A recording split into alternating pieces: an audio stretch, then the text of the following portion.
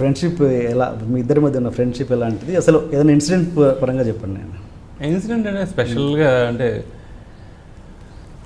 తెలియదు కదా, ఇవి గుర్తుపెట్టుకోవాలి, ఇవి ఉంటాయి ఇలా ఉంటాయని. బట్ ఏంటంటే 8th క్లాస్ దాకా నేను ఆకివీడులో చదివాను, భీమవరం పక్కన ఆకివీడు. నాన్నగారికి ట్రాన్స్ఫర్ అయింది భీమవరం, సో భీమవరం వెళ్ళాం. 9th 10th నుంచి భీమవరం ఇంకా. సో 9th 10th మేము ఇద్దరం 10th 9th classmates, okay, same time bench mates. బెంచ్కి అటువైపు ఆ చివరి తను ఉండేవాడు, ఈ చివరి నేను ఉండేవాడు. లాస్ట్ బట్ వన్ బెంచ్ మాది. సో అలాగే మొత్తం క్లాస్ అంతా ఫ్రెండ్సే. బట్ ఇప్పుడు మరి మా ఇద్దరం ఇండస్ట్రీలో ఉన్నాం, తను నన్ను తీసుకొచ్చాడు కాబట్టి మా ఇద్దరి గురించి మాట్లాడుతున్నారు అంతే. ఇప్పటికీ అందరం ఫ్రెండ్సే. 10th క్లాస్లో ఉన్న అందరూ బ్యాచ్ కంటిన్యూ. అప్పుడు ఆ టైంలో ఉన్నప్పుడు క్లాస్లో ఉన్నప్పుడు ఆ పీరియడ్లో ఆయన ఈ రేంజ్ మనిషి అవ్వబోతాడు ఇలా అలాంటి లక్షణాలు అంటే లక్షణాలు తనకి చాలా ఎక్కువ. తనకి ఫస్ట్ నుంచి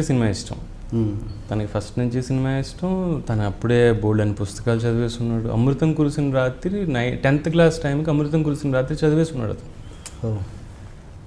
నేను బ్లాంక్. నేనేదో ఎండమూరి వీరేంద్రనాథ్ నవల్స్, సూర్యదేవ రామ్మోహన్ రావు గారి నవల్స్, ఇలాంటి నవల్స్ అన్నీ బాగా చదివేవాడిని. Plus detective books Shadow Madhubabu గారివి అవన్నీ చదువుకునేవాడిని, కానీ అవన్నీ చదివేవాడిని. ప్లస్ మహా అయితే మోక్ష సాధన రహస్యాలు అవి ఇవి అని చెప్పి మాకు వ్యాసాశ్రమం తాలూకు పుస్తకాలు వచ్చేవి, అమ్మ కొనుక్కున్నది. ఆ పుస్తకాలు కూడా చదివేవాడు.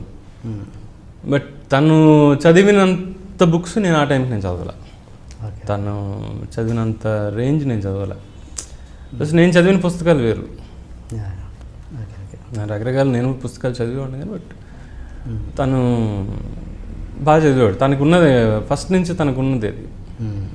ఇప్పుడు నాకు ఉంది, నేను కథలు రాసేవాడిని, కవితలు రాసేవాడిని, బామ్మగారి కథలను రాసుకునేవాడిని, ఏవో రాసేవాడిని. నేను చిన్నప్పటి నుంచి రాసేవాడిని. బట్ ఎందుకంటే నాకు పెన్ను పేపర్